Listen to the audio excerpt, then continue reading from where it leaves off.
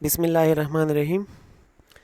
آج کی خبر جو میں آپ کے ساتھ شیئر کرنے جا رہا ہوں، انتہائی افسوس کے ساتھ کہ آج اپردیر کے ایک علاقے برنوال میں ایک انتہائی افسوسناک واقعہ پیش آیا۔ اس سے پہلے چند دن پہلے ایک اور واقعہ بھی تورمنگ کے علاقے میں پیش آیا تھا، جس میں 6 کے قریب افراد جو ہے وہ جان بحق ہوئے تھے۔ ہماری گزارش ہے کہ انتظامیہ سے کہ اس طرح کے واقعات کی روک تھام کے لیے بھرپور کوشش کرے، کیونکہ پاکستان میں خون اتنا سستا ہو گیا ہے کہ آج نہ ہی فیس بک پر پاکستان کے لوگوں نے ڈی پی چینج کی، نہ کسی اور ملک کا کیا کہ ہمارے پاکستان کے لوگ جو ہے وہ ایک دوسرے پر اتنے افسوس نہیں کرتے، تو دوسروں ملک کی کیا مجال ہے کہ وہ کر لیں۔ اگر یہ واقعہ آج اٹلی، فرانس، جاپان، جرمنی کوئی بھی ملک میں ہوتا، چاہے بھوٹان، مالدیپ میں بھی ہوتا، تو آج جو ہے فیس بک میں لوگ اپنی ڈی پی چینج کر کے اس کے ساتھ اظہار یکجہتی اور ان کے ساتھ افسوس کا اظہار کرتے ہیں۔ لیکن بڑی افسوس کے ساتھ کہنا پڑ رہا ہے کہ پاکستان میں اپنے ہی لوگوں نے، اپنے ہی پٹھانوں نے آج کا دن یوم سیاہ کے طور پر نہیں منایا، اور نہ ہی اس پر کچھ خاطر خواہ ایکشن دیکھنے کو ملا۔ اپنے ماں سوائے اپنے علاقے کے لوگ جنہوں نے روڈ چند گھنٹوں کے لیے بند کر کے احتجاج شروع کیا کہ جب تک جو ہے اس میں ملزمان گرفتار نہیں کیے جاتے تب تک یہ جو لاشیں جو ہیں وہ نہیں اٹھائیں گے۔ ہماری حکومت جو ہے نیوزی لینڈ کی ٹیم کو فل پروف سیکیورٹی دے سکتی ہے، لیکن اپنے عوام کو یہ حال ہے جو کہ آپ دیکھ رہے ہیں۔ اگر یہ اس میں بہت کم پولیس بھی ادھر کھڑے ہوتے اور یہاں پر جو جرگہ ہو رہا تھا تو اس کی باڈی سرچ کر لیتے، یا پھر ایک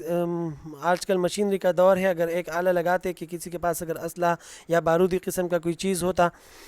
تو ان سے لیتے، اور تو یہ واقعہ یا اتنا خون خرابہ نہ ہوتا۔ لیکن افسوس کہ پاکستان میں خون جو ہے وہ 100 روپے یا 200 روپے پہ ملتا ہے، کسی کی کوئی اتنی بڑی قیمت نہیں ہے۔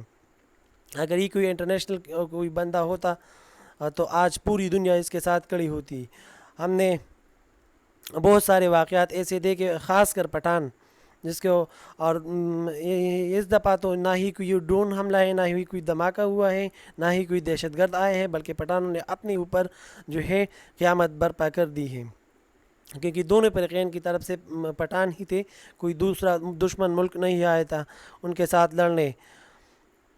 تو پٹھانوں کو بھی چاہیے کہ وہ اپنے گریبان میں سوچ لے کہ ہم کہاں پہ ہیں اور دنیا کہاں پہ گئی ہے۔ آج لوگ جو ہے مریخ پر جا رہے ہیں اور ہم جو ہے چھوٹی چھوٹی باتوں پر طیش میں آ کر ایک دوسرے کے ساتھ لڑ رہے ہیں۔